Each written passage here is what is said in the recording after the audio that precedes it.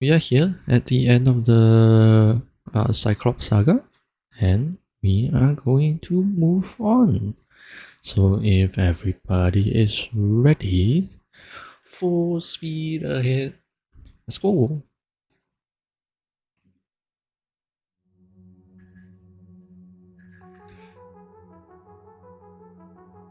Oh, right, I forgot the volume.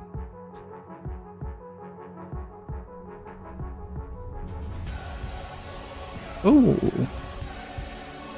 big waves. And we have Z-Mana on the animatic again. And tides.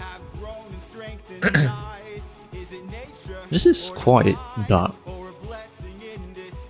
but I guess that makes sense.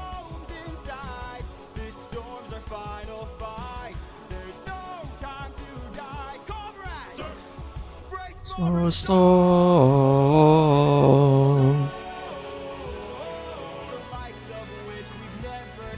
Oh, I like the detail on the eye, just making it brighter.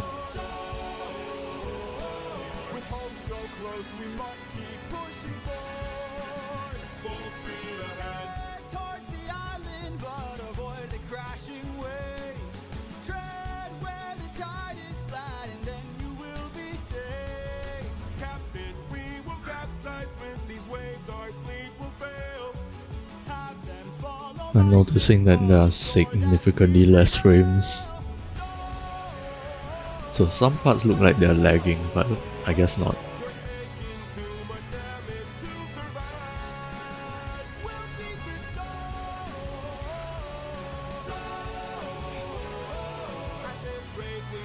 You can hear the drums, it's so good. Paramedis and Alpino, they are named. We have the Sky Island.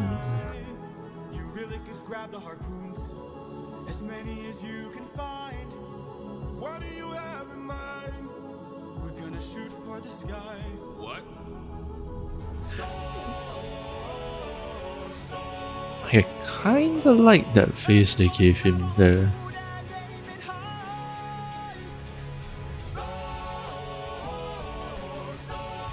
Oh, this looks like the Greek drawings.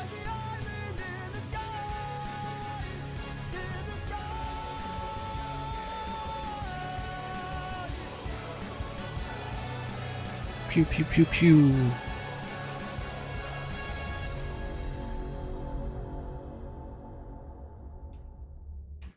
Alright, that was the end of Storm.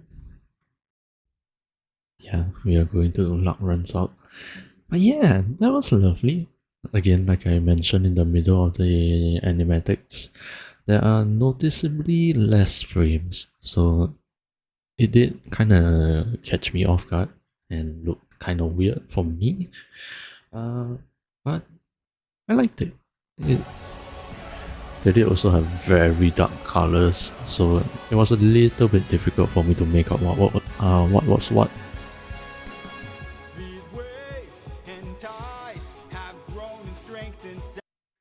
Yeah, look at that, you can barely see the facial features. Or maybe that's just my monitor. I am a little bit far away from my screen, so that might be part of it.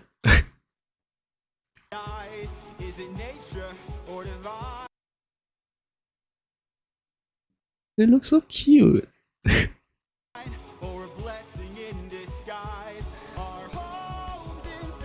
Yeah, I'm not sure I particularly have too much to say.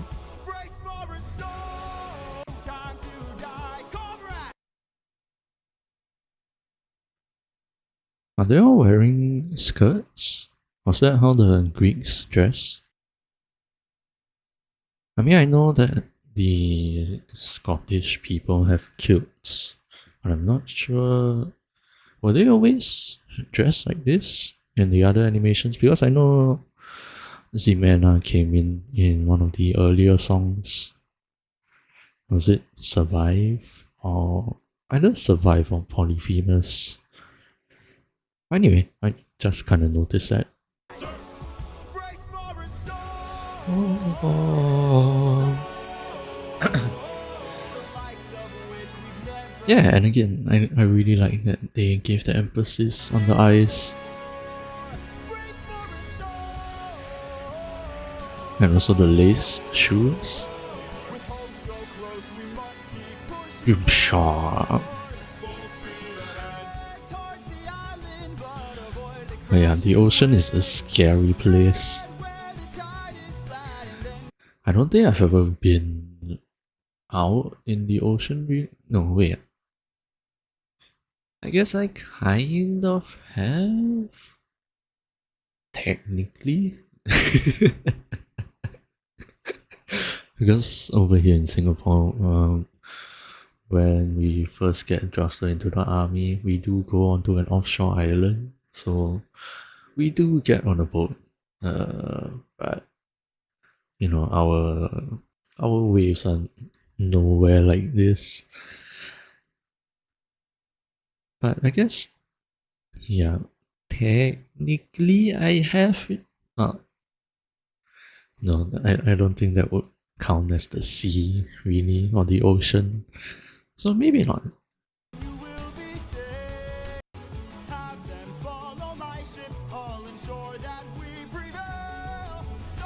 Oh yeah, that was something I wanted to talk about Odysseus' expression.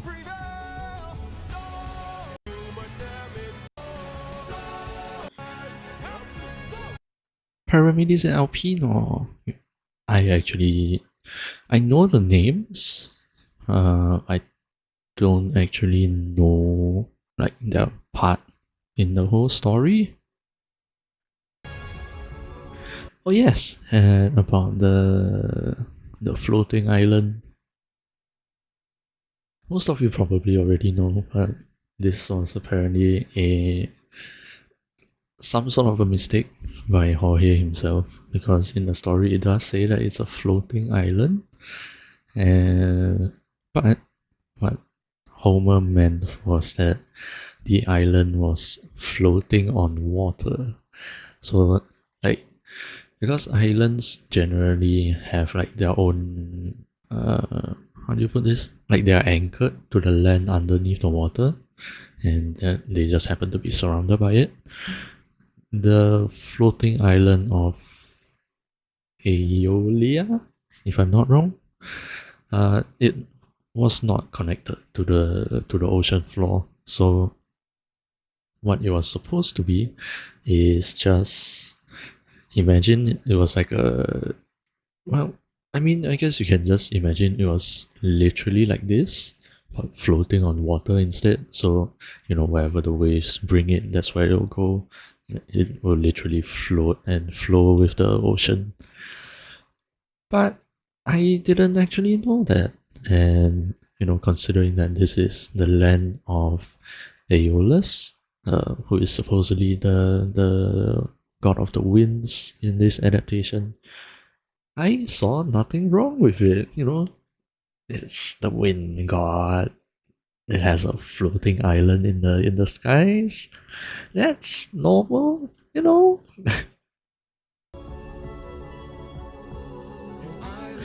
Oh yes, you can hear in the background wind instruments come in, which, you know, they don't get to Aeolus in like another two songs, but there's already what do you call that? You already get his their instrument, and yeah, again, these flutes, I think there are some clarinets and stuff like that.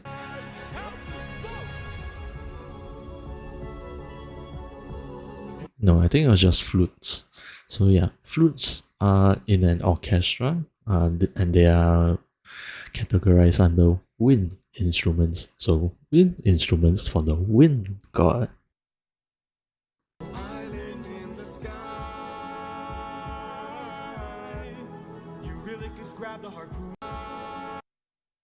I also like this difference in the expressions.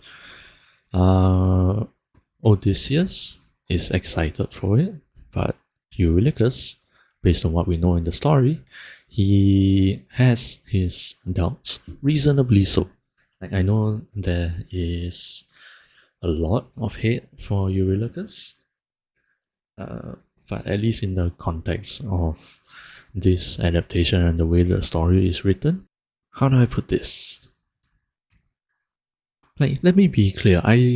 Overall, I still don't like Eurylochus, but I also cannot say that his doubts and unease are unfounded. They are reasonable things. And yeah, like initially I was just like everyone else. We know what happens later in the story. He is responsible for the like half the Odyssey.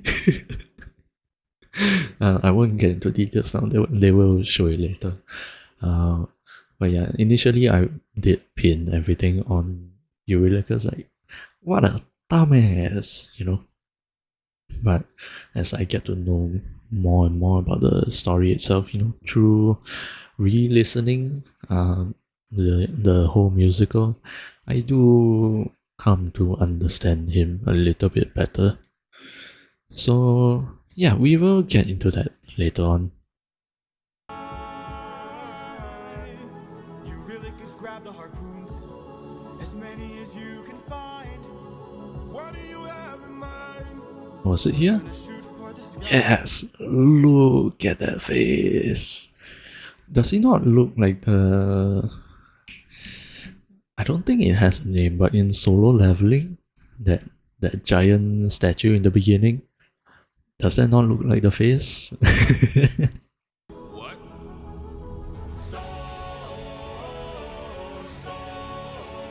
And then, yeah, I guess just a quick little... Oh, yeah. Look at this. Remember, it looks like the Greek drawings that we saw it in Warrior of the Mind. Yeah, like look at that, you can see the thumbnail there. They're kind of drawn similarly. Let me hop back over there for a bit. Yeah, I mean, they're pointing downwards here, but you know, I just thought that was really cool to put in. Like, they'll raise up the harpoons like they are spears in the same drawing style as the Greek drawings. That was really cool. I do find it unbelievable that they will be able to throw it this far though. I mean, even if the floating island was close to the water, like being able to throw a whole harpoon that distance and then have it like lodge in the rocks enough for a grown adult man to climb the rope, I don't think so. But you know, yeah, that's just being a little bit pedantic. It's just a nitpick, really. But anyway, about the music, because that's what I'm here more because of. From the very beginning, we get trumpets. Trumpets. And then just generally the whole brass section. Yeah, and then the drums. Bam bam bam. Interesting that the choir gets brought in also. But yeah, you hear the distorted electric guitar.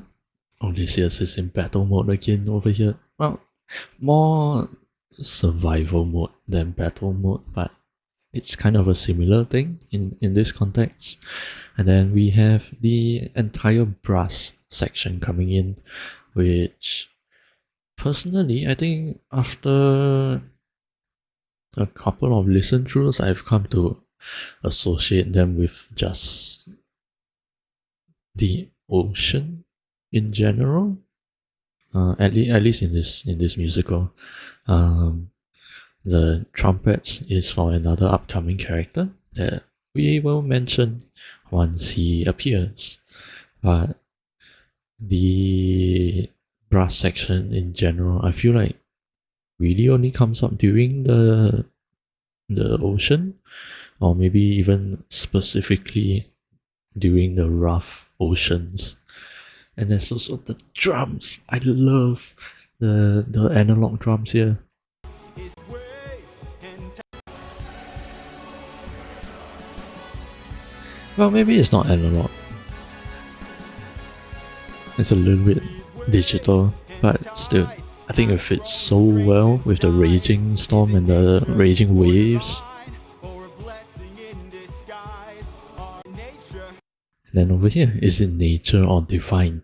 They didn't know, considering that gods are a thing, and rough waves are a thing of nature that we know as humans.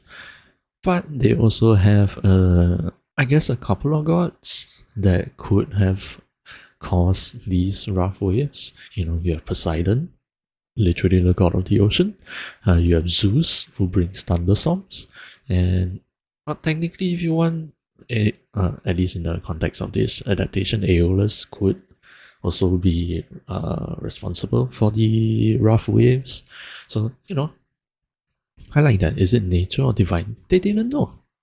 Or divine, or a blessing in disguise. Our homes inside. This storm's our final fight. There's no And yeah, I guess they were kinda close to home at this point in the story. And it's also interesting. grace for a storm. It's interesting how Ximena decided to draw that Odysseus lowered the sails instead of bringing it up. I mean, I'm not a sailor myself, but I'm pretty sure that during a rough storm, you're supposed to keep your sails. So yeah, I was actually kind of right. I'm just gonna leave this here for a little bit of a better explanation. But it seems like, I mean, it depends on the weather conditions. It's not necessarily wrong to keep the sails down and open. But in a heavy storm, which I would assume that it looks kind of like what Odysseus and his crew are going through, it would be better to fold up the sails and keep them closed. Again, it could sort of tilt them sideways if they are not careful with the direction that they point the sails in.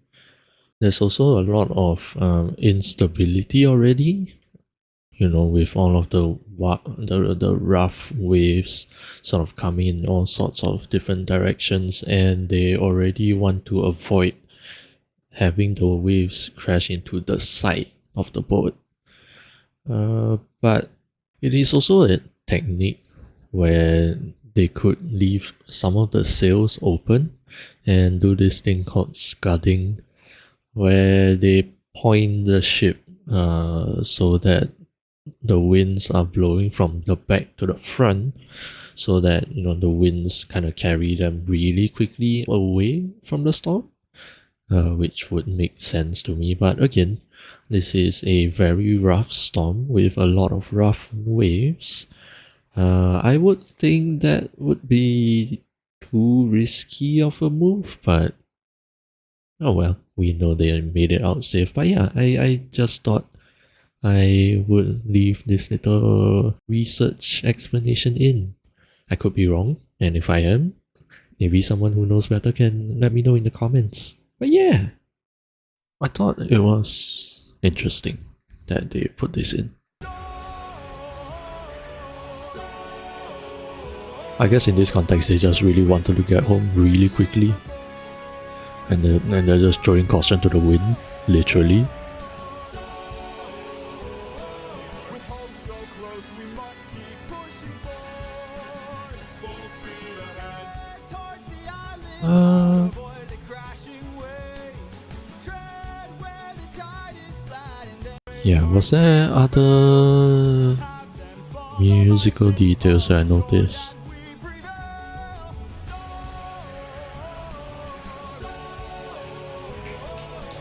Oh yes, the song is in 7/4 as well. I forgot about that. It's I find it interesting whenever people use odd time signatures. For some reason, I don't notice a lot of them. But like, I guess that just speaks to their skills. You know, being able to make odd time signatures feel so natural. Because what we know is 4/4, which is also commonly known as, quite aptly, common time, because that is what is most used. So having it in 7/4 is interesting, especially because in this context, they are dealing with rough waves, which are out of the norm, very unpredictable, you know.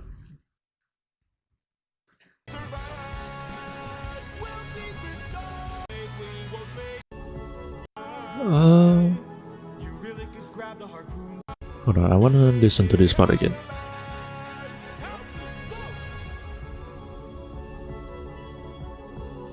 Island in the sky. You really just grab the harpoons, as many as you can find. Yeah, okay, so it's the flutes and some like angelic choir.